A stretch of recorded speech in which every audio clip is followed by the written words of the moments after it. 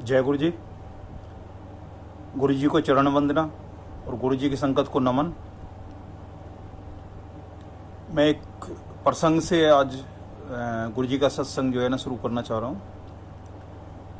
एक ब्राह्मण था, विश्वासी ब्राह्मण था, अपने गुरु पे पूर्ण श्रद्धा थी, विश्वास था उसको। उसकी शादी हुई। शादी के बाद जो है उसको एक पहला जो है पुत्र हुआ उसको। तो अपनी वाइफ को वो बोला कि मैं जो है इसको गुरु के चरणों में रखूँगा और वो जो इसका नाम या जो भी करेंगे मैं उसको वो करूँगा। तो वो अपनी वाइफ से छोटे ही बच्चे को उसको लेके और गुरु के पास पहुँचा। गुरु जी के चरणों में रख दिया कि जी गुरु जी ये जो है ये पुत्र हुआ है, तो आप इसका नाम रख दीजिए और देख लीजिए ये कैसा रहेगा। तो गुरु ने विचार करके उनको बोल दिया कि ले भाई जाओ, इसको एक काम करो, ये शमशान में इसको दबाओ। उन्होंने कोई सवाल नहीं किया। उन्हें पता था कि गुरु के ऊपर पूरा विश्वास है उनको, और जो गुरु कहेंगे वो उनके लिए गलत नहीं होगा। तो उसने गया और वो कर आया। घर पहुंचा तो उसकी घरवाली ने पूछा कि भाई वो क्या रहा, वो बेटा कहाँ है? कहना ऐसे, और मैं जो है उसको शमशान में दफनाया मैं उसको। वो थोड़ी रोई धोई, समय बीता। साल डेढ़ साल बाद फिर उनको एक पुत्र हुआ। फिर वो लेके अपने गुरु के पास पहुंच गया कि गुरु जी ये बेटा हुआ है, बताइए। तो गुरु ने विचार करके फिर बोला कि एक काम कर, इसको जाके जो है ना वहीं शमशान में इसको दफनाया। इसको उसने वो दफना दिया। और ऐसे करते करते उसने 6 पुत्र हुए और 6 के 6 जो है उसमें दफना दिया जाके शमशान में, गुरु के आदेश पे। क्योंकि गुरु के आदेश में किंतु परंतु वो नहीं होता। तो उसका पूरा विश्वास, पूर्ण विश्वास था कि जो गुरु बोल रहे हैं वो उसका आगे का पालन करना है। उसने 6 के 6 कर दिए। फिर प्रभु कृपा से 7वां भी उसको पुत्र हुआ। तो 7वां पुत्र जब हुआ तो वो उसको लेके भी जो उसका अपना नियम था कि जब तक गुरु आज्ञा नहीं देंगे, गुरु ही उसका नामदान करेंगे, जो भी कुछ करेंगे। तो वो गुरु के पास गया, गुरु के चरणों में लिटा दिया। तो गुरु ने विचार किया और बोला कि जा पाल ले, सब ठीक है। वो घर गया। अब वो 6 जो है वो शमशान में दबा चुका था और 7वें को लेकर जब घर गया तो उसकी घरवाली जो है उसको लगा, उसको तो ये था कि ये 7वां भी जो है ना वो कर देंगे, और उसकी समझ में नहीं आया कि ये हो क्या रहा है। तो उसने बोला, कहने लगे कि आप जो है ना ये 6 मेरे पुत्र कर दिए, अगर वो जिंदे होते तो आज मेरे 7 पुत्र होते, और तुमने जो है ना गुरु के कहने पे जो है वो 6 के 6 पुत्र जो है उसमें शमशान में जाके दफनाया है उसको, जिंदे को। और मुझे तो यही लग रहा था, सुबह से मैं यही सोच रही थी कि तुम्हारे गुरु जो है ना उसको इसको भी ना कह दें ये बार बार। और लेकिन जो है ना वो गुरु जी की तुम्हारी वो हो रही है कि वो उनको जो है ना शमशान में करते हैं।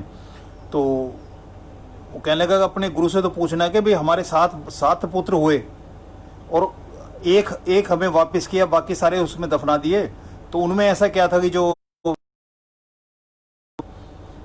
तो वो ब्राह्मण जो है वो अपने गुरु के पास गया चरणों में कि गुरु जी अगर एक शंका है मेरी पत्नी की, तो अगर आपका आदेश हो तो मैं जो है ना एक अर्ज करूं आपको।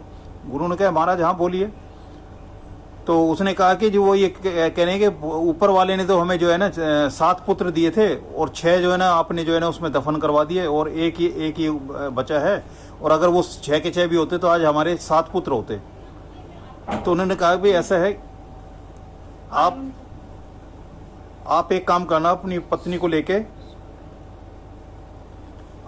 को लेके और रात को 12 बजे जिस शमशान में उन 6 के 6 को आप दफना के आए हो वहां जाके जो है ना आप एक तरफ कोने में छुप के बैठ जाना, और रात को 12 बजे जो है ना फिर देखना, उसके बाद आके मेरे से बात करना। तो उसने वो अपनी पत्नी को बताया कि भाई गुरुजी ने तो ऐसे से बोला है कि रात को जाके तुम्हारे सवालों का जवाब तभी मिलेगा कि मैंने ऐसा क्यों किया, कि भाई तुम जाओ रात को शमशान को 12 बजे और 12 बजे के बाद वहाँ छुप के बैठ जाना, तो तुम्हें पता लग जाएगी कि भाई क्या हुआ। तो वो रात को अपनी पत्नी को लेके जो है ना शमशान में चला गया, एक ओट में जो है ना वो छुप के बैठ गया।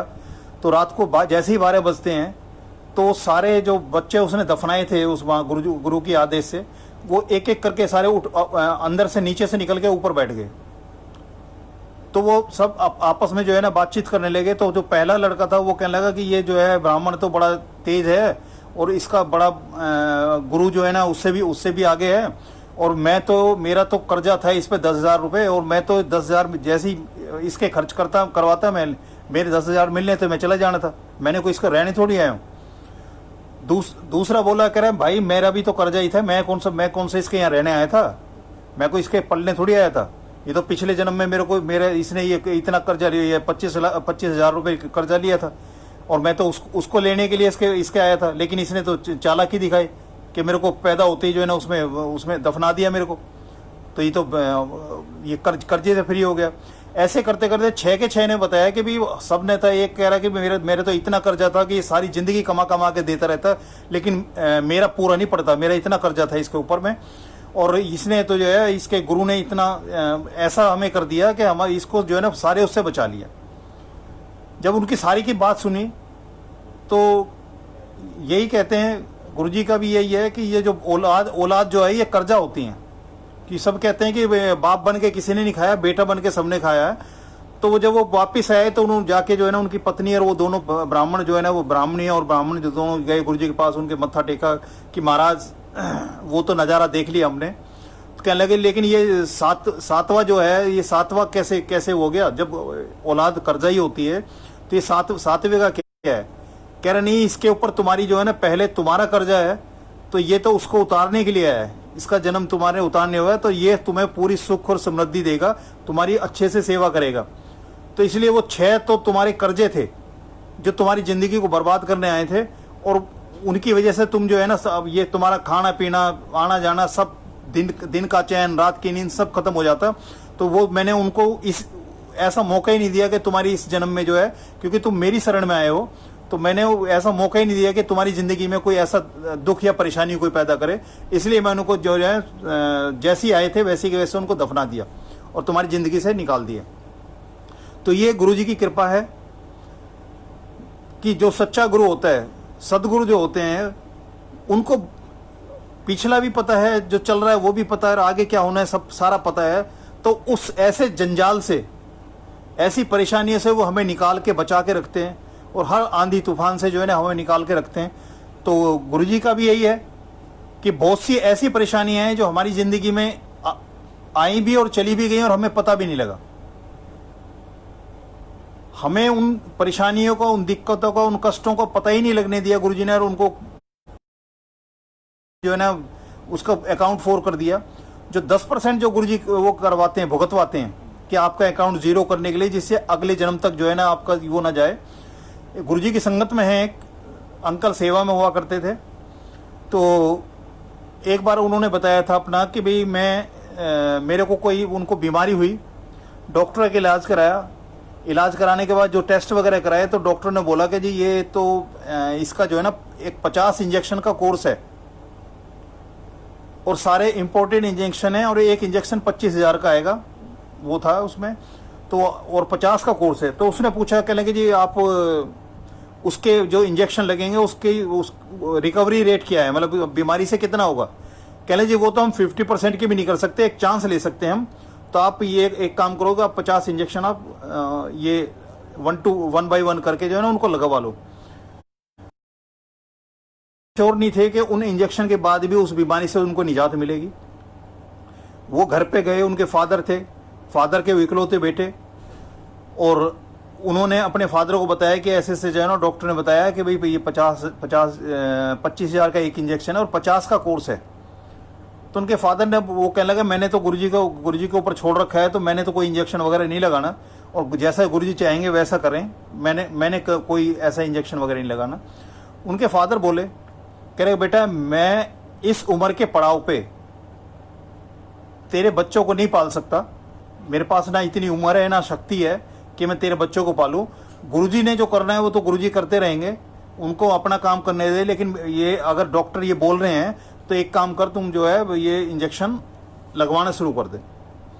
तो फादर के कंपेल करने पे उन्होंने जो है वो एक इंजेक्शन लेके आते थे और डॉक्टर से लगवा लेते थे। जो एक इंजेक्शन लगता था उसको 2-3 दिन मतलब परेशानी रहती थी उससे, उसके बाद कंफर्टेबल होता था, मतलब बॉडी में थोड़ी सी इंजेक्शन लगने के बाद परेशानी होती थी। 4 इंजेक्शन लगे, चारों इंजेक्शन उनको सूट कर गए, थोड़ी परेशानी हुई लेकिन हो गया 5। वो इंजेक्शन जो है बॉडी ने एक्सेप्ट नहीं किया, तो उन्होंने डॉक्टर को भी बताया, तो डॉक्टर ने जैसे पहले इंजेक्शन में 1 या 2 दिन का 2-3 दिन परेशानी रहती थी, तो डॉक्टर ने बोला हो सकता है ये इंजेक्शन थोड़ा हो तो थोड़ा वेट करो, और वीक में उनको इंजेक्शन लगता था, जो लगता था 1 लेके आते तो लगाया करते थे। तो उन्होंने 5वां इंजेक्शन का जब आया, क्योंकि 5वां इंजेक्शन जो लगवाया था वो उनको सूट नहीं किया, बॉडी ने एक्सेप्ट नहीं किया, उन्होंने अपनी परेशानी भी डॉक्टर को बताई, तो वो 6ठा इंजेक्शन खरीद डॉक्टर के पास गए नहीं लगवाने के लिए। तो डॉक्टर, क्योंकि वो इनकी तो परमानेंट इनके केस हैं, इनको किसी जिंदगी और मौत से डॉक्टर का कोई लेना देना नहीं है, वो एक केस हैं। आजकल तो जो प्राइवेट हॉस्पिटल है उसमें तो डॉक्टरों का ठेके चलते हैं कि आप साल में इतने का बिजनेस देंगे। वो कैसे बिजनेस देना है ये डॉक्टर जानता है, पेशेंट को कैसे घुमाना है, कैसे उसकी फुंसी को नासूर बताना है, किस तरह से उसको करना है, ये सब डॉक्टरों का अपना जो चल रहा है, दवाई वालों का डॉक्टर को जो चल रहा है। तो डॉक्टर के वहाँ डॉक्टर ने उसको फ़ोन किया, कहने जी आपका वो ड्यू था, इंजेक्शन ड्यू था, लेकिन आप वो आए नहीं है इस हफ्ते। तो उसने बोला कि जी डॉक्टर साहब, मैंने आपको बताया था कि जो 5वां इंजेक्शन लगा था, वो 5वां इंजेक्शन मेरे को बॉडी एक्सेप्ट नहीं कर रही, और मैं अभी तक भी ठीक नहीं, कंफर्टेबल फील नहीं कर रहा हूँ, तो मैं 6ठा इंजेक्शन कैसे लगाऊं, कि लगना तो बॉडी में ही है। तो डॉक्टर ने बोला कि लगे जी देखो, इसका 50 का कोर्स होता है, और आप अपनी मर्जी से अगर ये आगे नहीं लगाते तो भाई आप इसको देखें, हमारे हिसाब से तो आप, हमारी जो एडवाइस है वो तो यही है कि आप जो है पूरे इसका कोर्स करें। उसने आज तक 6ठा इंजेक्शन नहीं लगवाया, और गुरुजी की कृपा है, आज भी गुरुजी के चरणों में है, और गुरुजी की ब्लेसिंग्स जो है ना काम कर रही हैं। तो वो जो 50 इंजेक्शन था, 5 इंजेक्शन उसका 10% होता है, मतलब प्रूवन है कि गुरुजी की कृपा से हमारे 90% जो कष्ट हैं, जो कर्म है, वो काट देते हैं, और सिर्फ 10% है जो हमें भुगतवाते हैं, जिससे हमारे अकाउंट 4 हो जाए। उन्हीं अंकल की साली थी, वो बंगाल से थे, तो वहाँ उनको पता लगा कि उन्होंने, डॉक्टरों ने जो है ना वहाँ उनको कैंसर डिक्लेयर कर दिया। तो उनकी जो अंकल की जो आंटी थी, उन्होंने अपनी सिस्टर को दिल्ली बुला लिया कि वहाँ उस तरह की फैसिलिटी नहीं होंगी, तो चलो यहाँ आप दिखा लेते हैं। यहाँ आए तो वो बड़े मंदिर आया करते थे, बड़े मंदिर आके जो है ना गुरुजी का लंगर खाया, गुरुजी के शब्द सुने और जाने लगे। तो 2 बार 4 बार 6 बार जितनी बार गुरुजी की कृपा हुई, वो बड़े मंदिर उनके साथ आए और लंगर उन्होंने छका। तो यहाँ दिल्ली के अंदर उन्होंने एक डॉक्टर का अपॉइंटमेंट लिया, और डॉक्टर के अपॉइंटमेंट लेके जो ना उन्होंने वहाँ टेस्ट वगैरह कराए, तो उसमें वो वही आ गया कि भाई इस तरह से जो है ना, ये तो जो रिपोर्ट्स हैं वो ठीक हैं, और कैंसर इसमें है। लेकिन वो डॉक्टर जो था, जिसने वो इन्वेस्टिगेशन की जितनी वो चीज़ें थी, वो सारी जो देखी थी, रिपोर्ट्स वगैरह देखी थी, उसने एक बात बोली, कहने लगी वो ऐसे एक हमारे जो ना बड़े बाहर से जो है ना वो डॉक्टर आए हुए हैं, और वो इस चीज़ के स्पेशलिस्ट हैं, और अगर आप उनको दिखाना चाहें तो वो बैठे हुए हैं, तो आप चाहें तो उनको दिखा सकते हैं। एक बार उनकी भी जो ना सेकंड ओपिनियन ले ली जाए इस पर, क्या इसमें देखा जा सकता है। तो उस समय उनकी जो फीस जो बताई उन्होंने डॉक्टर ने, तो आंटी घर से जैसे आए थे, तो जितने पैसे वो लेके आए थे, तो वो तो पहले टेस्ट वगैरह जो करे थे उसमें खर्च हो गए। तो आंटी ने अंकल को फ़ोन किया था, तो अंकल मंदिर में ही थे, वहाँ सेवा में ही थे। तो अंकल को जब उन्होंने फ़ोन किया, तो उन्होंने बताया कि मैं तो यहाँ से पहुँचूंगा तो मेरे को तो 1-1.5 घंटा ऐसे लगेगा, तो आप एक काम करो कि घर में जो है ना कि किसी को फ़ोन कर बोला कि भाई ऐसे किसी कि भाई वहाँ जो है ना हॉस्पिटल में जाके वो पैसे दे आएंगे। तो जो उस डॉक्टर की जो बाहर से फॉरेन से जो डॉक्टर आया हुआ था, उसकी जो फीस लगनी थी, वो फीस उन्होंने वहाँ मंगाई और पे करके, और उसको उनको दिखाया, वो टेस्ट वगैरह किए, उनको दोबारा करा। तो वो सारे टेस्ट करने के बाद में उन डॉक्टर ने, जो स्पेशलिस्ट था, उसने ये बताया कि कहने लगे जी आप कौन से उसकी बात करोगे, इनकी रिपोर्ट्स में मुझे तो कुछ नहीं दिखाई दे रहा। तो उन्होंने पुरानी रिपोर्ट्स वगैरह दिखाई, जो बंगाल में, वेस्ट बंगाल में उन्होंने कराए थे, टेस्ट वगैरह कराए थे, और पहले यहाँ दिल्ली में जो कराए थे उनकी भी रिपोर्ट्स वगैरह कराई। तो जो लेटेस्ट रिपोर्ट थी उसके अंदर वो जो उनका जो कैंसर का था उसमें कुछ नहीं निकला। तो उन आंटी ने, अंकल ने, उन्होंने वो किया है कि गुरुजी ने 3-4 बार के जो लंगर, जो गुरुजी की कृपा हुई और वो हमारे साथ मंदिर जाने लगे, और मंदिर जाके जो है ना वो उनको जो गुरुजी ने लंगर बख्शा, और उसी में उनका कल्याण हो गया। मेरी आंटी के खुद जब वो उनको मेमोरी लॉस का जो हुआ था, उसमें भी जो डॉक्टर कहते थे जी 3 साल तक जो है इसके रेगुलर इलाज चलेगा, और जितने दिन में वो बीमारी खत्म कर दी गुरुजी ने, वो पीरियड 10, वो उतना पीरियड, जितने पीरियड में गुरुजी ने उस बीमारी को खत्म कर दिया और वो 0 आ गया उनका, वो उस टोटल पीरियड का जो डॉक्टर बताया करते थे कि इतने दिन रेगुलर आपने जो है आना है और दवाई लेनी है, और एक टाइम की, एक दिन की भी कोई भी दवाई गोली जो है कोई भी जो है ना आपने छोड़नी नहीं है, और रेगुलर आपको जो है ना मतलब फोर्टनाइट में आपको दिखाने आना है।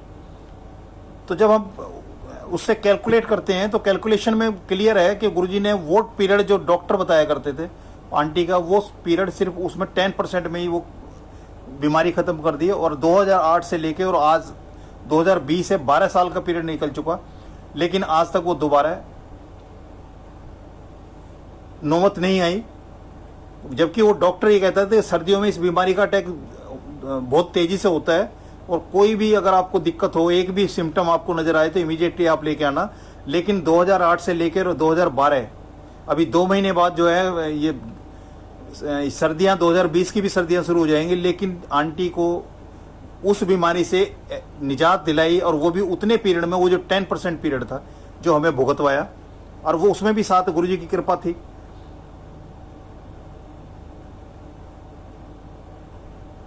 एक मेरा छोटा भाई जो हैदराबाद में है, उसको एक बार जो है ये पाँव में दर्द रहने लगा परमानेंट। उसने काफ़ी इलाज कराया, लेकिन इलाज करने से उसको वो ठीक नहीं हो पाया। तो एक दिल्ली में है फिजियोथेरेपिस्ट हैं, जतिन अंकल करके हैं, वो बाद में संगत में भी आए, मिले थे उसमें। तो वो इधर से पता करते करते जो है ना उनके पास पहुंचा। उनके पास बताते हैं वो खिलाड़ी वगैरह भी आते हैं काफ़ी जो है, और वो फिजियोथेरेपिस्ट हैं, वो करते हैं। तो उनके पास वो भाई पहुंचा, वो अपना यहाँ दिल्ली में वो टेस्ट वगैरह कुछ करा रहा था। तो उसी दौरान में वो छोटे भाई को बोला गुरुजी ने कि उसने जतिन ने बोल कि जो है ना मतलब जो तेरे हाथ में काम, जो मतलब पंजाबी में कुछ बोला था कि जो तेरे हाथ का काम है उतना ही लिया कर, और लोगों को जो है ना भरमाया मत कर। मतलब तुम्हारी कैपेसिटी में नहीं है तेरी, और तू उसको केस को पकड़ लेता है। तो मतलब स्पष्ट है, जो तुम्हारे जिसमें तुम कर सकते हो उसको ही करो। तो उस पीरियड में कुछ ऐसा चल रहा था कि वो कोई भी केस आए तो उसको, चाहे उनकी पहुंच से बाहर है चाहे पहुंच के अंदर है, वो उसको हाँ करते थे और अपने उसको इलाज करते थे। तो ये बात उनको छोटे भाई ने मेरे को बताई कि ऐसे ऐसे जो है ना कोई वो है, और वो गुरुजी कह रहे हैं, गुरुजी ने बोला है कि भाई उसको जतिन को बोल जाके कि भाई ये ऐसे से तू जो है ना लोगों को जो है ना उतना ही इलाज कर जितना तेरा हाथ में है तेरे, मतलब जो विद्या तेरे पास है उसी के हिसाब से इलाज कर, बाकी हर एक को मत पकड़ा कर।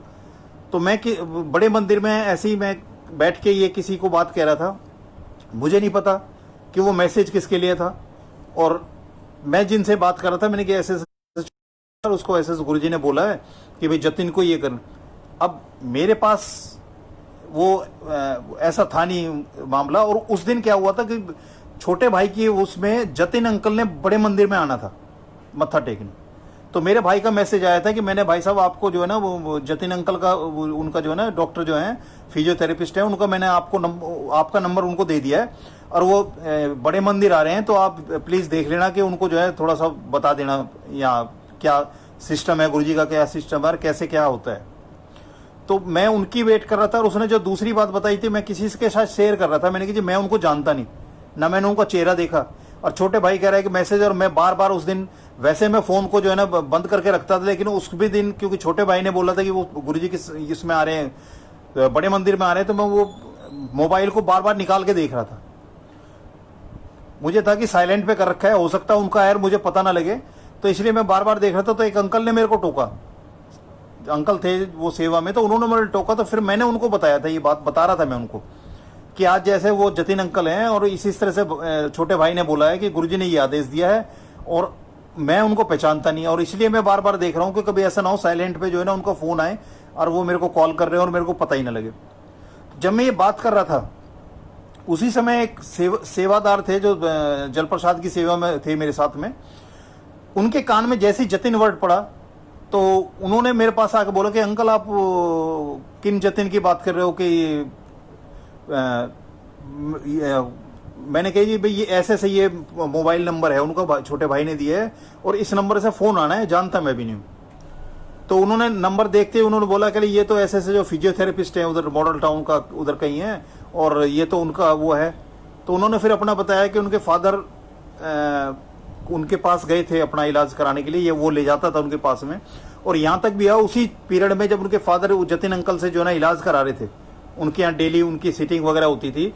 तो ऐसे भी टाइम हुआ था कि वो गुरुजी ने जो है ना ये जतिन गुरुजी के पास जब वो अपने अंकल पापा को लेके आते थे तो जतिन अंकल का असिस्टेंट जो था वो बाहर गाड़ी में बैठ के उनकी फिजियोथेरेपी किया करता था आके, मतलब वहां तक गेट के बाहर आया करता था। तो उन्होंने बताया कि इसी तरह से बात है और जो है वो तो ये अंकल तो इनके पास तो मैं काफ़ी टाइम था और इन्होंने वो बात बताई नहीं और मैंने तो बहुत इनके काफ़ी मतलब खर्चा हुआ है और मैं तो इनके पास पापा को लेके आता था और इवन यहाँ तक भी जो है ना गाड़ी में बैठ के भी यहाँ भी थेरेपी वगैरह की है गुरुजी की। तो कह रहे ये तो वही अंकल हैं। मैंने कि मुझे नहीं पता। और उस दिन जतिन अंकल का ना मेरे पास फ़ोन आया और बाद में मैंने अपने छोटे भाई को मैंने फ़ोन किया, मैंने कि भाई वो मैं तो बार बार फ़ोन देख रहा था, उनका तो कोई फ़ोन ही नहीं आया। तो कह लगा नहीं मेरी बात होगी उनसे, वो बड़े मंदिर गए थे और अपने पूरे प्रोसेस में होके और वो चले गए थे। मैंने कि मेरे को तो भी नहीं पता लगा दिखने। तो वो मतलब मैं जिस समय बात कर रहा हूँ तो जिनके लिए मैसेज था जतिन नाम पड़ा था और उन्होंने आके मेरे को टोका और फिर उनकी पूरी जो वो थी जो गुरुजी बताना चाहते थे तो वो मैसेज जो है ना उन्हीं अंकल के लिए था जिनके पापा बार बार उनको वहां ले जा रहे थे और उनके हाथ की चीज नहीं थी कि उनको जो कैंसर की स्टेज थी वहां फिजियोथेरेपिस्ट में उसका कुछ ऐसा था नहीं कि वो उसमें कुछ कर सकें। लेकिन क्योंकि डॉक्टर का क्या है कि वो एंगेज करते हैं, अगर कंफर्म नहीं है तो ट्राई करते हैं। तो वो उनके साथ हो रहा था तो उनको वो मैसेज कन्वे हुआ और वो वहां से उसमें चले गए। उन्हीं अंकल का वो थी कि वो यहाँ जब गुरुजी के पास गुरुजी का एक बार सपने में वो मिले गुरुजी उनको, तो उनके चरणों में जो है ना वो कड़ा प्रसाद जो है ना चरणों से जो है ना गुरुजी के खा रहे थे। तो वो रो रहे थे, कहने लगे गुरुजी आपने मेरे को जब साक्षात आप जो है ना वहाँ गद्दी पे बैठते थे तो उस समय जो है आपने मेरे को नहीं बुलाया, काश आप मेरे को पहले बुला लेते। तो गुरुजी ने उनको बोला, कहने कि तब तू सीए कर रहा था, मतलब वो पंजाबी में बोला उन्होंने कि गुरुजी ने कि तू सीए कर रहा था। तो अंकल ने बताया कि जब मैं सीए कर रहा था उस समय तो जो हम रूममेट थे तो उनमें कुछ थे जो उल्टी सीधी वो भी करते थे, खाना पीना कुछ उल्टा था, कुछ बातें कुछ उल्टी थी। तो कह रहे मैं उनको छोड़ के, और गुरुद्वारा था ग्रीन पार्क का गुरुद्वारा, वहाँ वो गुरुद्वारा तो 8:30 बजे बंद हो जाता था और मैं वहाँ 11 12 बजे तक बैठता था कि कम से कम उस संगत जो गलत संगत थी जो उनके रूममेट थे जो जिस तरह की वो अपने करते थे वहाँ रूम में बैठ के, कह रहे उनसे बचने के लिए मैं सिर्फ वहाँ गुरुद्वारे के वहाँ उस पर सीढ़ियों पे बैठ के रात के 12 बजे बैठता था। तो मैंने जब गुरुजी को रोके ये बोला कि गुरुजी काश आप मेरे को पहले बुला लेते, क्योंकि ग्रीन पार्क से एम्पायर स्टेट हार्डली जो है 4 या 5 किलोमीटर रहा होगा। तो कहने लगे गुरुजी ने बोला कि तब सीए कर रहा था, यानी कि कंसंट्रेशन गुरुजी जानते थे और तब से उनको अपनी शरण में रखा हुआ है कि जब वो सीए कर रहा था वो जानते थे गुरुजी ने उनको रेस्पॉन्ड किया कि भाई तू उस समय सीए कर रहा था, यानी कि तेरा जो लाइफ का कंसंट्रेशन था वो सीए का था। एक सत्संग जब गुरुजी के यहाँ 2006 में जाना शुरू किया था तो उस समय एक सत्संग गुरुजी का आया था कि कोई गुरुजी की संगत थे, उनके बच्चे को गुरुजी ने बोला कोर्स करने के लिए बोला था कि जाओ ये कोर्स कर ले। जैसे पूछा था कि गुरुजी क्या ये कोर्स है इनमें से कौन सा कोर्स करूं, तो उनको कोई कोर्स बोल दिया। और जो यूनिवर्सिटी का था, यूनिवर्सिटी के अंदर एक नियम था कि अगर 5 सब्जेक्ट में से एक सब्जेक्ट में भी फेल होते हैं तो वो फेल ही होता था। मतलब आरी वगैरह नहीं आती थी उसमें, कंपार्टमेंट वाला कोई सिस्टम नहीं था। मतलब एक में फेल है तो फेल ही है, चाहे चारों में 100% भी मार्क्स हो तो भी फेल है। गुरुजी ने ब्लेस किया था वो उनको, जो कोर्स था गुरुजी ने ब्लेस किया था कि जाके जो है ये कोर्स करना है। और उसको एक सेमिस्टर में ऐसा हुआ कि उसका एक एग्जाम में उसके जो है पासिंग मार्क्स नहीं आए। तो उसको लगा कि ये तो एक पूरा जो है साल खत्म हो जाएगा, इसके पासिंग मार्क नहीं हुए तो पूरे उसमें नहीं आएगा। लेकिन उसी साल यूनिवर्सिटी का एक रूल चेंज हुआ कि जिसकी एक में अगर वो कंपार्टमेंट है, मतलब पासिंग मार्क्स से कम मार्क्स हैं, तो उसको अगली क्लास में प्रमोट कर देंगे। और वो नेक्स्ट ईयर जो है ना वो पिछला जो पेपर है उसको वो बैक पेपर जो है ना उसमें देगा। वो उसकी वजह से, उस रूल की वजह से जो है ना वो नेक्स्ट उसमें ईयर में आ गया। जो है वो उसने पिछले पेपर भी दिए और नेक्स्ट पेपर भी दिए। और उसके बाद जब वो नेक्स्ट उसमें क्लास में पहुंचा, उसके बाद फिर यूनिवर्सिटी का रूल जो है ना वापस चेंज हुआ। और फिर वो ये हुआ कि 5 सब्जेक्ट हैं तो 5 में ही पास होना है, 5 में ही पास होना है। और उसके बाद में काफी लोग जो जिनका एक आधा पेपर रह गया था, उन्होंने उनके उसको साइट करके, केस को साइट करके बहुत फाइट की, उससे यूनिवर्सिटी से फाइट की, लेकिन किसी का कुछ नहीं हुआ। यानी कि गुरुजी ने, क्योंकि वो कोर्स उनको जो है अंकल को जो है ब्लेस किया था, तो 1 साल के लिए उस यूनिवर्सिटी का वो रूल ही चेंज करा दिया, जिस रूल की वजह से उनको 1 साल उनका और ज्यादा लगना था। तो गुरुजी की कृपा, जो ब्लेसिंग्स है इतनी वो होती हैं। और जो गुरुजी ने लिखा था, अपने हाथ से लिखा है, जो उसमें कैलेंडर के ऊपर लिखा हुआ है, जो ब्लेसिंग्स ऑलवेज, आप सबने देखा होगा, ब्लेसिंग्स ऑलवेज के आगे फुल स्टॉप नहीं है। ब्लेसिंग्स ऑलवेज के आगे गुरुजी ने फुल स्टॉप नहीं लगाया। यानी कि गुरुजी को जानते थे कि उन्होंने चोला छोड़ना है, और वो उन्होंने जब लिखा था तब से लेके, यानी कि हमेशा संगत के लिए हमेशा ब्लेसिंग्स बहती रहेंगी, चलती रहेंगी, वो कभी खत्म होने वाली चीज नहीं है। हमारी जिंदगी खत्म होगी लेकिन ब्लेसिंग्स खत्म नहीं होंगी। ऐसी एक एम्पायर स्टेट में वो अंकल, एक सेवादार थे, अंकल थे। तो एक दिन वहां एम्पायर स्टेट में 3 सोने और बड़े ऊंचे 6 फुट से भी ऊपर के वो थे, तीनों आए, आके अंदर गुरुजी को मत्था टेका। और कोई उनकी गुरुजी के साथ बातचीत हुई ये तो नहीं पता लगा, लेकिन वो जब जाने लगे तो उन्होंने देखा कि इतने दिन से मैं यहाँ गुरुजी के यहाँ आ रहा हूँ, आज तक ये ऐसे जो है ना ये ऐसे लोग नहीं देखे।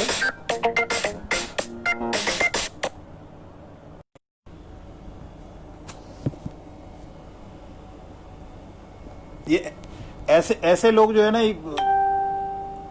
कभी आए नहीं गुरुजी के यहाँ। तो उसने देखा कि भाई ये इतने लंबे ठाड़े जो है ना, इतने सोने जो है ना, जो ये सरदार जी जो 3 आए हैं, तो उनको देखेंगे वो कहाँ जाते हैं, कौन सी गाड़ी में आए हैं, कैसे। तो वो जो है थोड़ा डिस्टेंस बना के जब गुरुजी से आगे लेके एम्पायर स्टेट से जाने लगे, तो एक जेड टाइप का बनता है उधर जहाँ गुरुजी बैठते थे एम्पायर स्टेट में। वहां से जैसे निकलते हैं तो पहले लेफ्ट होता है, फिर राइट होता है, फिर स्टेट जो है ना बड़े उसकी तरफ जाता है, बड़ा जो एंट्रेंस जो है उसका एम्पायर स्टेट का।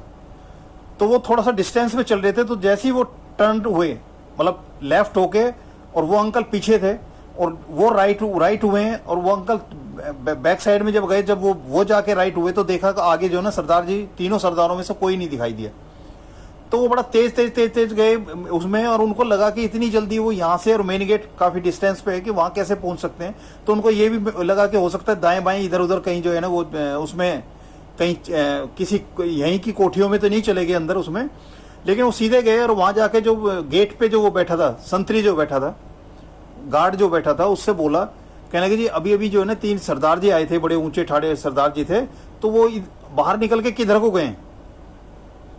वो कहने लगा सरदार जी, कहने लगा 2.5 घंटे से मैं यहाँ ड्यूटी पे हूँ, ना तो कोई जैसा आप बता रहे हैं ऐसा कोई सरदार जो है 3 सरदार जैसे कोई अंदर गए, और ना कोई अभी बाहर आया है।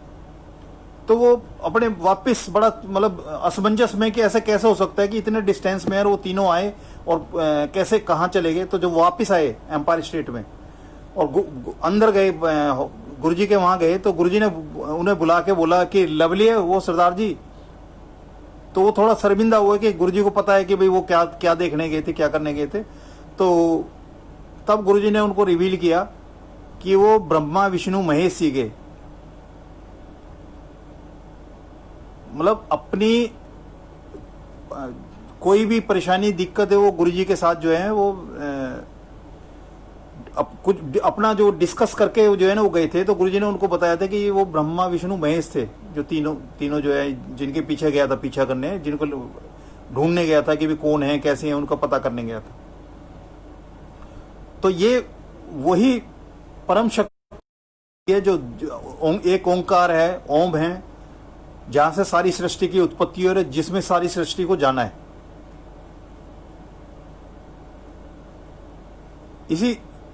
इसी उसमें एम्पायर स्टेट में जब गुरुजी वहां गद्दी पे बैठते थे तो एक संगत का लड़का था, उसको पंजाब में जो है वो अपना इंटरव्यू देने जाना था नेक्स्ट डे।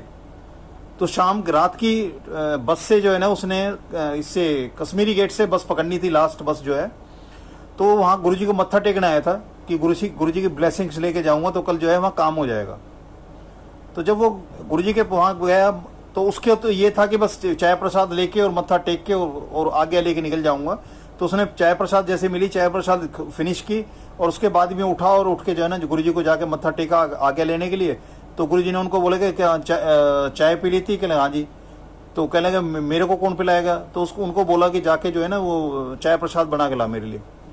तो वो वैसे तो किचन में जो है ना संगत का नहीं होता था, सेवादार होते थे, लेकिन वो अंकल गए और गुरुजी के लिए चाय प्रसाद का वो बनाया और फटाफट बना के गुरुजी को लाके जो है ना दे दिया। अब वो गुरुजी ने चाय प्रसाद ले रहे थे वो, उसके बाद ही एकदम उसको फिर लगा कि अब चाय प्रसाद तो गुरुजी को दे दिया, तो उसने फिर मत्था टेका। फिर गुरुजी ने रोक दिया कि वो लंगर लेके जाएं। तो वो लंगर के लिए बैठ गया। वो लंगर लेने के बाद फिर उसको लगा कि भाई गुरुजी तो मेरे को आगे दे नहीं रहे, और उसके दिमाग में चला था ये जो है उसमें लास्ट बस अगर निकल गई तो मैं वहाँ जो है ना सुबह तक टाइम से पहुंच नहीं पाऊंगा। अगर सुबह की बस पकड़ता हूँ तो वहाँ उससे पहले इंटरव्यू के टाइम से पहले नहीं पहुंच पाऊंगा। तो उसको उस चीज़ की जल्दी थी, तो वो बिना गुरुजी से आगे लिए जो है ना वहाँ से निकल गया। और निकल के वो गेट के बाहर गया और गेट के बाहर जाते ही उसका एक्सीडेंट हो गया। कोई गाड़ी जो है ना उसको लपेट के चली गई और वो वैसी की वैसी जो है वापस अंदर एम्पायर स्टेट में आ रहा था। तो इधर इतने में वो सेवादारों से पूछा कि वो मुंडा सीगा वो किथे गया? तो उन्होंने इधर उधर देखा। तो कहने लगे गुरुजी लगता है वो तो निकल गया। इतनी बात ही हो रही थी कि वो लड़का जो है वो गुरुजी की संगत जो है जो जिसको गुरुजी रोक रहे थे, वो बाहर से अंदर आया तो उसके कपड़े फटे हुए और उसके खून वगैरह जो है जो चोट वगैरह लगी थी वो चोट वगैरह लगी हुई थी। तो गुरुजी के पास जब वो दोबारा आया तो गुरुजी ने बोला कि मैं ताई तेरे को रोक रहे ऐसे क्या कि बाहर तेरे जो है ना काल इंतजार कर रहा है, बाहर तेरा काल इंतजार कर रहा है। मैं उसी को तो गुरुजी ऐसे समीकरण बदलते हैं जिससे कि काल का जो टाइमिंग है, जो वक्त मुकर्रर किया है उसको उका देने वाली जो वो है। क्योंकि ये प्रैक्टिकल हमारे साथ भी हुआ है। 2 ऐसे इंसिडेंट हुए हैं। एक बार तो मैंने पहले सत्संग में सुनाया था कि बड़े मंदिर में बरसात हो रही थी उस दिन, और रात को हम जब सेवा करके 12-1 बजे टाइम करीब जब बाहर निकल रहे थे तो मैंने बिटिया को जो है ना एक संगत के साथ में गाड़ी में बैठा दिया और मैं स्कूटर पे आना था और मेरा स्कूटर जो है वो चला नहीं। सब कुछ करके देख लिया लेकिन वो चल के नहीं दिया, तो उसको मैं वहीं छोड़ आया था। और रात को उन अंकल को फिर वापस बड़े मंदिर बुलाया मैंने कि भाई आके मुझे ले जाओ। आए तो बड़ा मंदिर जो है ना, बड़ा हॉल किसी सेवा के लिए खुला था रात को 1 बजे। तो वो सब ने फिर मत्था टेका। मैंने कि चलो रात को 10-10:30 बजे जो है ना बड़ा हॉल बंद हो जाता है तो कभी मत्था टेकने का मौका नहीं मिला, तो चलो आज गुरुजी ने जो ना खुला दरबार किया, आपको वापस बुला लिया और यहाँ दरबार खोल रखे कि आओ मत्था टेको। तो सबने मत्था टेका और वापस चले गए। तो उनको मेरे जो सरकारी क्वार्टर था वहां से आगे नहीं जाने दिया और मुझे वहां रोक के रखा। तो उनके लिए मेरे क्वार्टर से और उनके घर के बीच में क्या तमाशा था, क्या चीज़ थी, ये गुरुजी जानते हैं। ये गुरुजी को पता है कि क्या चीज़ ऐसी थी जिससे उनको वापस किया, वापस बड़े मंदिर बुलाया, अपने दरबार में मत्था टिकाया और फिर वापस हो गए। ऐसे एक बार जब बड़े मंदिर में सेवा कर रहे थे तो मैं और मनोज अंकल जब हम दोनों वहाँ से निकल रहे थे तो मैंने बोला कि आज तुम्हारी जो है ना भाभी को भी जो है ना एम्पायर स्टेट जाना था गुरुजी के यहाँ। तो वो कहने लगा ठीक है, एक काम करो आप भाई साहब, आप एम्पायर स्टेट जाके जो है ना आप सेवा का देखो और मैं भाभी को ले आता हूँ मोटरसाइकिल पे। तो वो मेरे से करीब 20 मिनट पहले मंदिर से निकला था और 20 मिनट पहले निकल के और मैं जो सेवा जो इन हैंड थी उसको करके जो है ना मैं जब निकला 20 मिनट बाद, तो जो एक टी पॉइंट है छतरपुर मंदिर के लिए और कुतुब मीनार मेट्रो स्टेशन के लिए, उसके कोने पे खड़ा था वो रेड लाइट से पहले, और वो मेरी इंतजार कर रहा था। जैसे ही मैं वहाँ पहुंचा उसने मेरे को रोका, कह रहा भाई साहब आप भी चलो भाभी को लेने। तो मैंने उसको बोला, मैंने कि जब मैं नहीं जाने तो तूने क्या करना है, तो एक काम कर, दो यहाँ इसमें एम्पायर स्टेट चला जा, तू जाके सेवा को देख और मैं ले आता हूँ तेरी भाभी को। मैं वहाँ से चला, मुझे नहीं पता था कि वो जो है मेरे पीछे आएगा और मैं वहाँ अपने क्वार्टरों पे पहुँचा हूँ।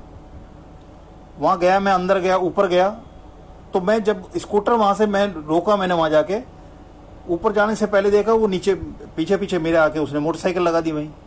और मोटरसाइकिल लगा दी तो मैं ऊपर गया, वो आंटी जो है तैयार थे उनको लेके नीचे आया, मैं नीचे ले आके और मैंने उसको बोला, कह लेंगे मैंने कि भाई जब मेरे को ही आना था तो फिर तू क्यों आया? रुका नहीं गया और मैं आपके पीछे पीछे आ गया, उधर को मुड़ा ही नहीं गया, मतलब एम्पायर स्टेट की तरफ मुड़ा नहीं गया, मैं आपके पीछे पीछे आ गया। मैं भी सारे रास्ते ये सोचता रहा कि मैं जब भाई साहब जा रहे हैं भाभी को लेने तो मैं क्या किस लिए जा रहा हूँ वहाँ। लेकिन मेरे बस में नहीं था कि मैं और सीधा आपके पीछे पीछे आता रहा। और कह रहा वापस जब मंदिर गया तो मंदिर के वहाँ जाके भी मैं यही सोच रहा था कि मैं क्यों भाई साहब के पीछे गया, मैंने कुछ किया नहीं, बैठा के वो आए, लेके वो आए हैं और मैं पीछे खाली गया। तो उस लेफ्ट पॉइंट पे जहां जिस पॉइंट से छतरपुर मंदिर से आगे जो लेफ्ट पॉइंट था, उस पॉइंट में मेरे लिए क्या था या उसके लिए क्या था, क्योंकि ना तो वहां उस तरफ मेरे को जाने दिया और ना उसको जाने दिया। जबकि पहले तय हमारा हुआ था कि पहले था कि मैंने जाना है एम्पायर स्टेट, उसने रुक के ये बोल दिया कि नहीं आप साथ चलो, तो मैंने कहा कि चलो मैं ले आता हूं। तो उसने जाना था उस हिसाब से लेफ्ट में, लेकिन उसको भी नहीं जाने दिया, उसको वापस वो किया। तो क्योंकि उसका जो लाइफ का फेज यही था कि वो एक्सीडेंट उसके तब भी हो रहे थे जब गुरुजी के यहाँ उसने आता रहा वो उसके बाद, लेकिन एक्सीडेंट के वो जो रिजल्ट थे वो उस तरह के नहीं आ रहे थे। तो उस दिन गुरुजी ने वो टाइम फैक्टर को चेंज करके उसका कोई कल्याण किया या मेरा कोई कल्याण किया या हम दोनों के लिए कुछ ऐसा वहां था जिसको मतलब हम नहीं समझ सकते कि कुछ ऐसा जरूर उस लेफ्ट जाने के बजाय वो पूरा 1-1.5 घंटे का जो प्रोसेस है कि वहां जाना क्वार्टर में और फिर वापस वहां से आना, तो 1-1.5 घंटे का टाइम जो है ना वो मोड़ दिया। ऐसे ही 2006 में जब गुरुजी के यहाँ जाने लगा तो बाकी और कहीं जगह जाने का मन, किसी भी मंदिर में किसी भी उसमें जो है ना जाने का मन नहीं होता था। इवन कहीं जाना भी होता था तो वहां जाके भी ओम नमो शिवाय और शिवजी सदा सहाय जो है यही अंदर मुंह से निकलता था, चाहे वो दरबार किसी का हो। तो उसी दौरान में मेरे साले ने एक दिन मेरे को फोन किया मैं ऑफिस में, क्या जीजा जी जो है ना वहां द्वारका जाना है, आदेश हुआ है कि द्वारका चलना है। मैंने कि मैं तो नहीं जानता द्वारका कहाँ है, कह रहे वो गुजरात में है कहीं और वहां के लिए बोला है। तो मैंने कि ठीक है, कह रहे नहीं आपने भी चलना है। मैंने कि चलो ठीक है बता देना क्या प्रोग्राम है। तो उसने फिर मेरे को बताया कि जी ऐसे ऐसे जो है इस तारीख को हमने जाना है ट्रेन से और इस तारीख की वापसी है, तो 10 दिन का बीच में गैप है, आने जाने के बीच में 10 दिन का गैप है। तो मैंने भी बिना सोच समझे ना उससे मैंने पूछा, क्योंकि मुझे नहीं पता कि वहाँ उसमें द्वारका में जाके कि ये 10 दिन कैसे लगेंगे, क्यों लगेंगे। लेकिन मैंने अपनी छुट्टियाँ अप्लाई कर दी कि ऐसे से मैं वहाँ द्वारका जाना है, द्वारकाधीश जाना है, तो उसके लिए मेरे को छुट्टी दी जाए। तो मैंने छुट्टी अप्लाई कर दी। अप्लाई करके फिर मेरी समझ में नहीं आया कि भाई मेरा तो मन कहीं जाने को अब करता नहीं है, लेकिन वहाँ जाके क्या करना है। तो मैंने गुरुजी से एक अरदास की थी कि गुरुजी मुझे नहीं पता कि आप किस लिए वहाँ भेज रहे हो, या किस लिए ये उसको साले को बोला है कि भी जीजा जी आपने भी चलना है, और मैंने छुट्टी, मैंने कि अगर आपका आदेश है, अगर आपकी आज्ञा है तो ये छुट्टी कराना, अदरवाइज जो है ना कोई मेरे को कोई ऐसी दिक्कत नहीं है, क्योंकि मेरे मन में ऐसा कुछ नहीं है कि वहां जाकर कुछ ऐसा मेरे को देखने को मिले कि जो आपसे इतर हो। क्योंकि जब से गुरुजी की शरण में आए तो मैंने तो चाहे हनुमान जी को माना है, चाहे काली को माना है, चाहे राम को माना है, जिसको भी माना है, उसके बाद में सबको एक रूप करके सिर्फ गुरुजी में देखना शुरू कर दिया। और मेरी जो अपनी जो भावना है तब से लेके कि जब मैं गुरुजी को मत्था टेकता हूं तो उन सारी शक्तियों को, उन सारी उनको जो इनको मैं मानता था, जानता था और पूजता था, उन सबको भी मत्था टिक रहा है।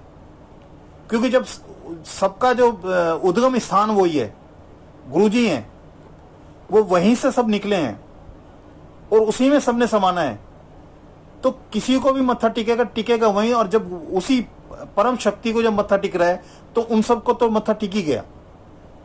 तो इसलिए मेरे मन में कभी ऐसी उथल पुथल नहीं हुई गुरुजी के यहाँ आने के बाद कि मेरे को ये महसूस हो कि पहले मैं जो है ना हनुमान जी को पूजा करता था, या काली की पूजा करता था, लक्ष्मी की पूजा करता था, गणेश जी की पूजा करता था, या राम की पूजा करता था, या रामलीला में इतने पाठ किए, लेकिन वो अंदर कभी ऐसी उथल पुथल नहीं रही।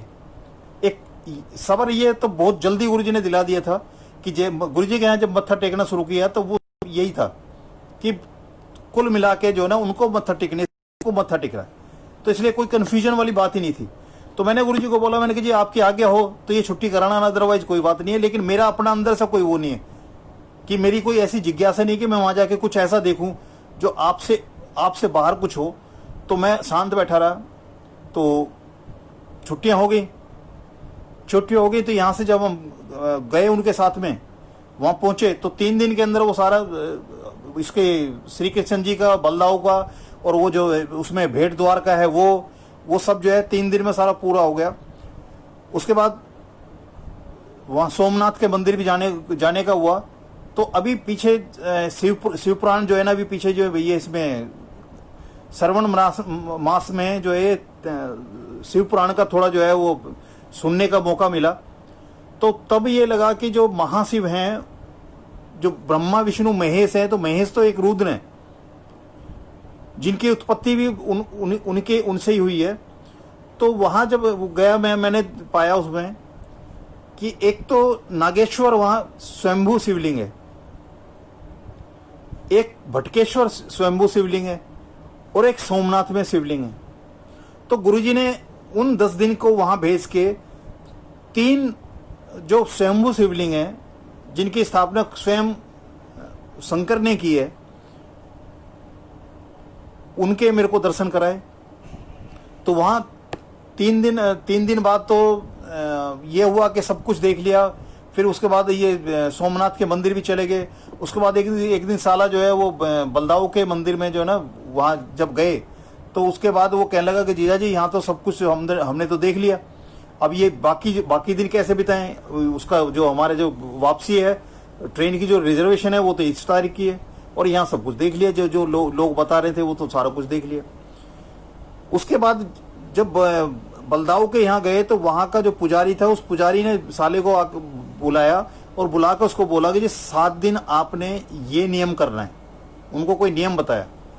तो तब उसने बाहर आके बताया कि जीजा जी हमें तो नहीं पता था कि यहाँ 10 दिन के लिए किस लिए भेजा है, लेकिन आज पुजारी ने ये बता दिया, क्योंकि 3 दिन हमारे हो चुके और 7 दिन बकाए हैं, और उसने ये बोला है कि ये नियम आपने 7 दिन करना है।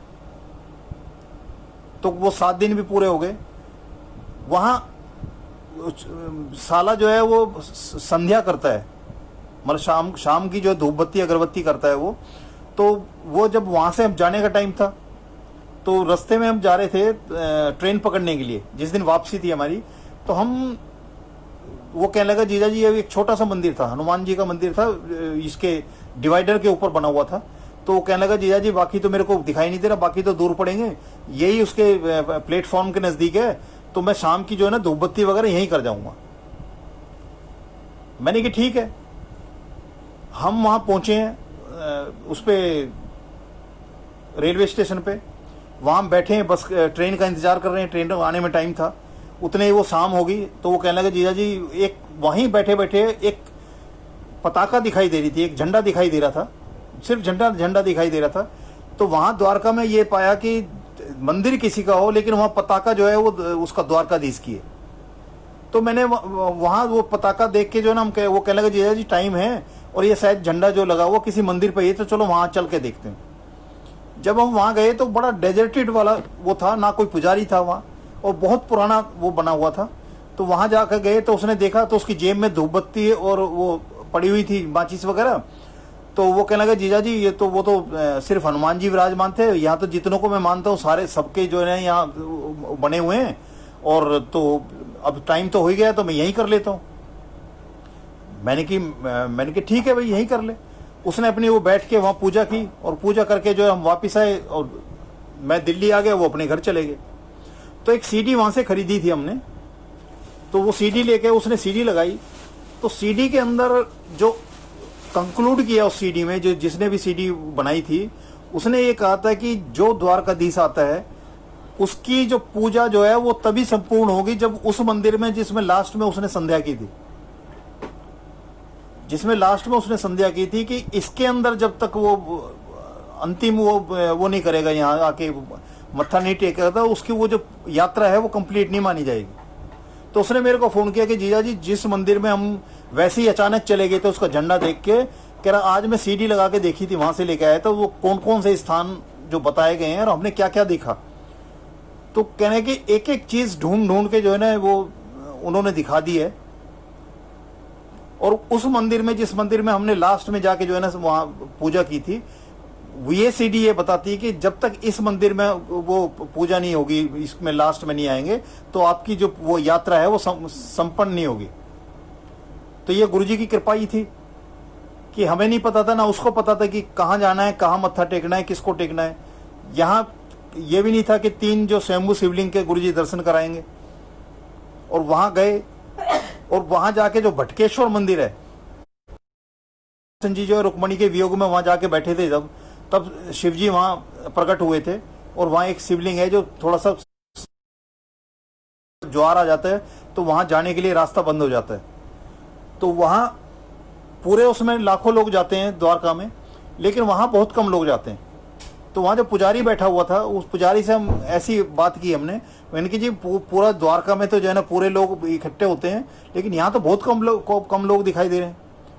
तो तब वो पुजारी ने बोला कि जी यहाँ द्वारका तो सब आते हैं, लेकिन यहाँ भटकेश्वर मंदिर में ये जो शिवलिंग है, इसमें वही आता है जिसको ये बुलाते हैं।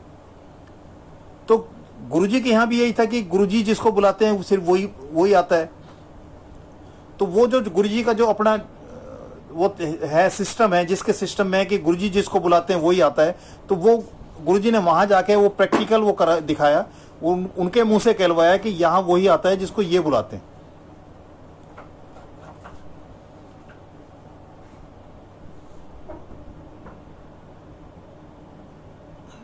और ऐसी ऑफिस में जब भी कभी कोई टिपिकल कोई ऐसा आता है, तो कभी मन में तो ये विचार नहीं आता कि गुरुजी से कोई अरदास की जाए, लेकिन कि जैसे कोर्ट केस वगैरह से काफ़ी मैं उसमें रहा हूँ, मैं मेरे जो काम है उसमें कोर्ट केस वगैरह को काफ़ी डील किया है। तो उसमें कई दफ़े ऐसा होता है कि जैसे गुरुजी के शब्द चल रहे हैं और मैं अपना काम कर रहा हूँ, क्योंकि मेरा जो रिदम जो उस बनता था, अब तो मैं उस थोड़े से मेरा नेचर ऑफ वर्क जो है चेंज हो गया। तो मेरा यही था कि सारा कंसंट्रेशन उसमें और उसमें काम करता था। उसके बाद कई दफ़े जो है उसकी जो लैंग्वेज या जो उसमें जो वो कंक्लूड किया जाता है वो इतना ज़्यादा होता है कि मैं दोबारा पढ़ता हूँ तो मेरे को ये सोचने पे बड़ा वो लगता है कि क्या ये मेरी सोच है या क्या मेरा वो है जो मैं ऐसा लिख पाया हूँ। एक बार मैंने ऐसी किसी का केस बनाया था, किसी का डॉवरी का केस था, और उस केस में उस हाई कोर्ट में उसने केस डाला हुआ था। तो हाई कोर्ट का वकील था, उसने उस लड़के को बोला, कहने लगे जी आप एक काम करो कि वो इसका जो है ना किसी से जो जिस्ट बनवा लो, और इतना टाइम नहीं है हमारे पास कि इतनी मोटी मोटी जो है ना फाइलों को पढ़ लें, तो किसी से जिस्ट बनवा लो।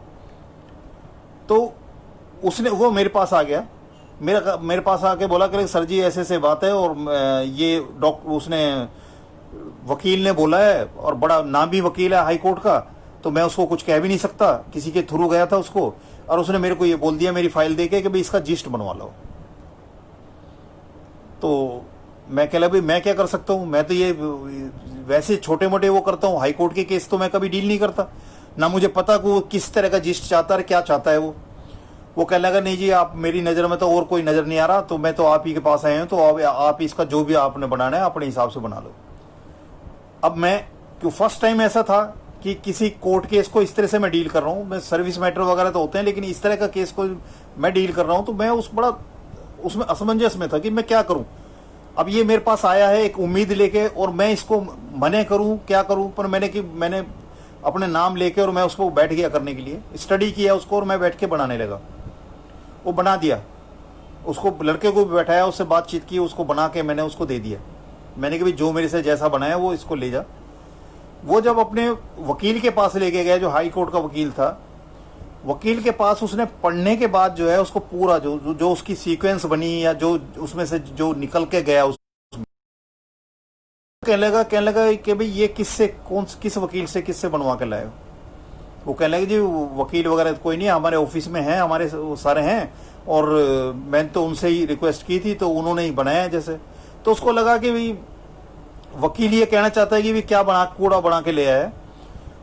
लेकिन उसने जब उसने आके मुझे बताया, लड़के ने, कह लगी सर जी वो वकील आपके इस बनाने से इतना इम्प्रेस हुआ, वो ये कह रहा है कि मुझे ये जो बनाया है, कह रहा यही अप्रोच चाहिए मुझे अपने हर केस में, और मैं ये चाहता हूं कि ये वो उनसे बात करो कि वो मेरे साथ आके काम करें, और सिर्फ 5 केस के महीने में जो ना यही जो चीज निकाल के इसमें से दी है। कह रहे ये ऐसे मतलब सीक्वेंस वाइज ऐसे पॉइंट्स हैं कि अब मेरे को कुछ सोचने की जरूरत नहीं है, मैं सीधा फाइट कर सकता हूं इसको, और जो मेहनत जो थी इसको है। और उन्होंने मेरे को उसके थ्रू मेरे को 2 बार ये अप्रोच किया कि मैं 1 लाख रुपए महीने और 3 टाइपिस्ट उनके साथ बैठा देता हूं, वो नौकरी छोड़ के मेरे पास आ जाए। मैंने कभी जिंदगी को पैसे से नहीं वो किया, कभी अंदर ऐसा कभी भाव नहीं आया कि मतलब पैसे के पीछे भागा जाए, क्योंकि गुरुजी भी ये बोलते थे कि लक्ष्मी तुम्हारे पीछे भागे या लक्ष्मी के पीछे तुम भागो, उसमें से अच्छी स्थिति कौन सी है। क्योंकि जब तुम किसी के पीछे भागोगे तो तुम सारी जिंदगी भागते रहोगे, वो आगे आगे भागती रहेगी, जरूरी नहीं है वो तुम्हारे हाथ आए। लेकिन अगर लक्ष्मी तुम्हारे पीछे भागती है तो जब भी तुम उसको पाना चाहोगे बस अपने कदम रोक लो, वो तुम्हारे पास आ जाएगी। गुरुजी के वचन है कि भाई तुम कौन सी स्थिति अच्छी है कि तुम लक्ष्मी के पास पीछे सारी जिंदगी भागो, वो हाथ आए ना आए, और एक तुम्हारे पीछे लक्ष्मी भागे। तो मैं गुरुजी की उसी बात से वाकिफ करता हूं कि लक्ष्मी हमारे पीछे भागे, ना कि हम लक्ष्मी के पीछे भागे। जो 99 का फेर होता है, एक पुरानी कहावत हो कि 99 फेर में पड़ गया, कि किसी के पास 99 रुपए हो गए और वो 1 रुपए करके उसको 100 करने के चक्कर में 99 फेर में लग गया। अब उसने न खाने की सोच रहा है, न पीने की सोच रहा है, न जाने की सोच रहा है, सारा कंसंट्रेशन उस 1 रुपया जोड़ के उसको 100 रुपए करने में सारी जिंदगी निकाल देता है, और उसको बोलते हैं 99 का फेर। अपना सारा चैन सुख सब कुछ खो देता है उस 1 रुपए के कमा के उसे 100 रुपए बनाने के चक्कर में। तो मैं तो गुरुजी की उसको कि वो स्थिति मेरे को अच्छी लगती है कि लक्ष्मी मेरे पीछे भागे, और जब जरूरत हो 1 कदम रुको, लक्ष्मी तुम्हारे नजदीक आ जाएगी, पास आ जाएगी, और तुम उसको ले सकते हो। उसको बोला कि भाई ऐसा मैं नहीं कर सकता, ना तो मैं ये कर सकता कि सरकारी नौकरी में तनख्वाह यहां से लूं और काम तुम्हारा करूं, और इस स्टेज पे मैं छोड़ने की भी उसमें नहीं हूं, क्योंकि सरकारी है और प्राइवेट है। अभी पीछे जो रिसेशन है या आज के हालात के अंदर ऐसे भी हैं कि जो कई लाख की जो है ना महीने की जो तनख्वाह उठा रहे थे, और वो एकदम से वो जो है ना छटनी में बाहर बैठ गए, उनको पता ही नहीं क्या करना है।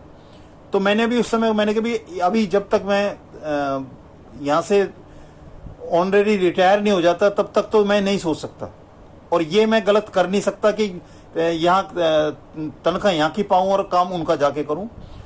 तो मैंने उनको दोनों बार मैंने उनको रिफ्यूज़ कर दिया। लेकिन मैं ये समझता हूँ कि इतने हाई लेवल का वकील, हाई कोर्ट का वकील है, मेरी इतनी नॉलेज नहीं है, ना मेरा उतना वो है कैलिबर है। सिर्फ ये गुरुजी की मेहर है कि मेरे से जो बना उसको इतना उसने इतना अप्रिशिएट किया कि यहाँ तक ऑफर कर दिया उसने कि भी 1 लाख रुपए महीने ले ले और 3 टाइपिस्ट लेके बैठ जा और साल महीने के 5 केस मेरे को ऐसे निकाल के दे दे, करके दे दे, इस तरह के बना के दे दे। ये बहुत बड़ी ब्लेसिंग्स हैं। दुनिया पैसे के पीछे, पैसे तो भागती है, लेकिन पैसा और बहुत सी ऐसी चीज हैं जिंदगी में जो पैसे से नहीं खरीदी जा सकती। और आपका ये आपका जो मान सम्मान है, जो आपके काम की वजह से होता है वो, और चापलूसी की वजह से वो हो, उनमें भी बहुत बहुत बड़ा डिफरेंस है। तो मैं ये समझता हूँ कि गुरुजी की इतनी मेहर है कि आज तक जिंदगी में कोई भी ऐसी जरूरत, शौक नहीं, शौक तो छोटे से छोटा भी बहुत वो होता है, बहुत भारी पड़ता है, लेकिन जिंदगी की कोई भी जरूरत गुरुजी ने अधूरी नहीं छोड़ी।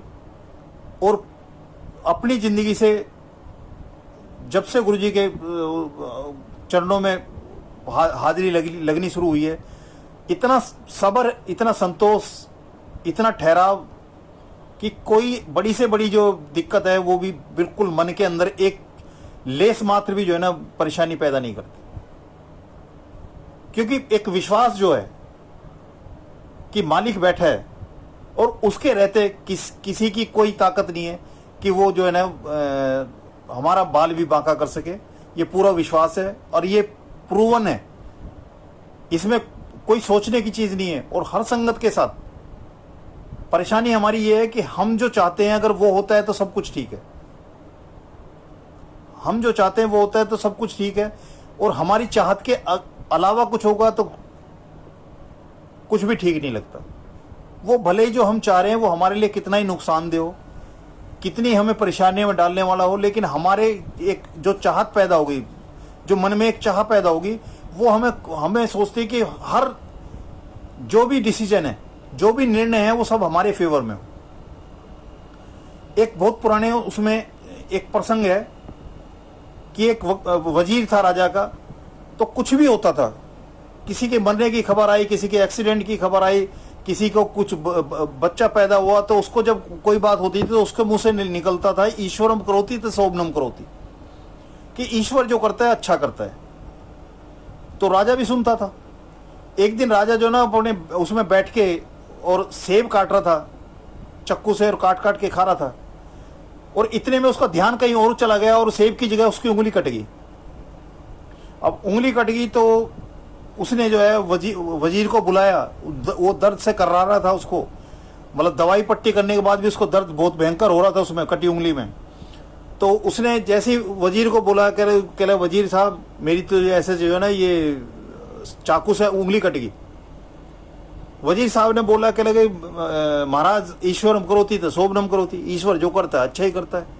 अब राजा को गुस्सा, मेरी उंगली कटेगी, मेरे को इतना दर्द हो रहा है, और ये कह रहा है ईश्वर जो करता है वो अच्छा करता है, मेरी उंगली कटने में क्या अच्छा हो गया। तो उसने गुस्से में आकर सेनापति को आदेश दिया कि इस वजीर को जो है ना जेल में डाल दो।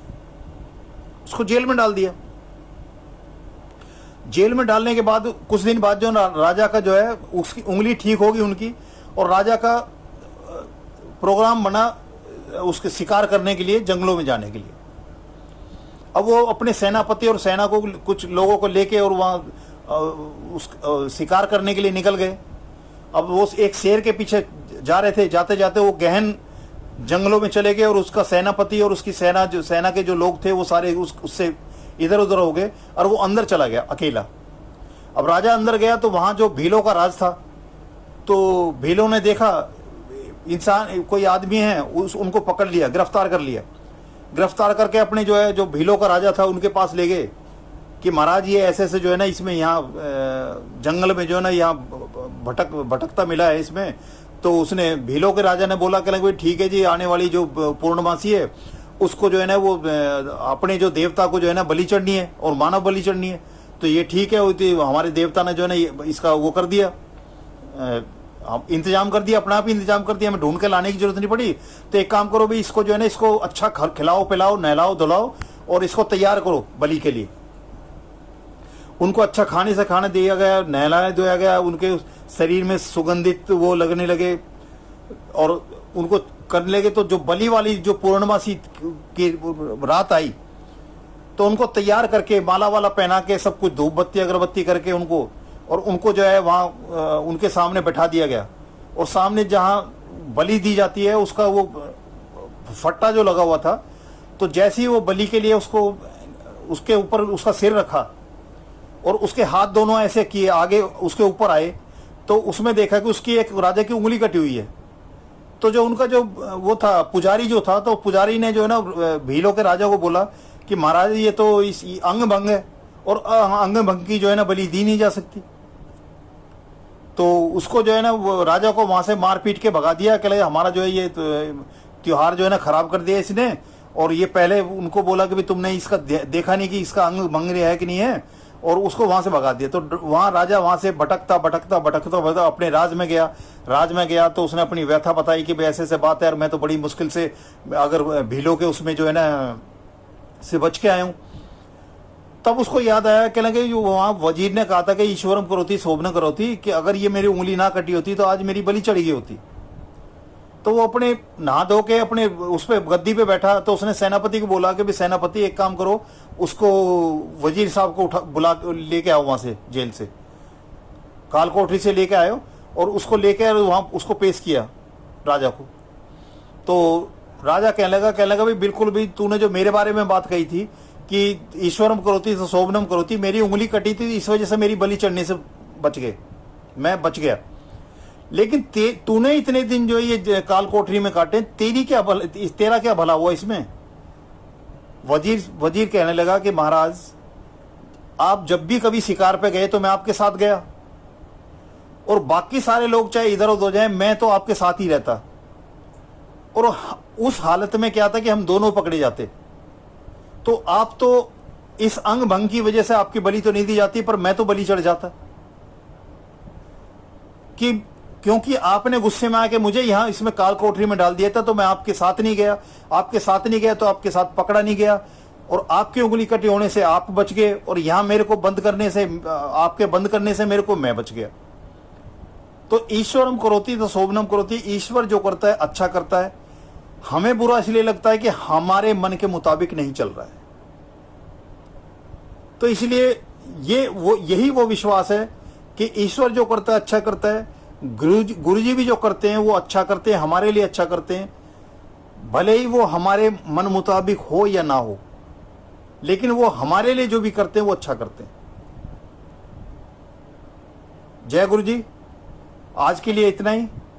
आगे जब गुरु जी आज्ञा देंगे तो गुरु जी के सत्संग जो है वो आपके सम्मुख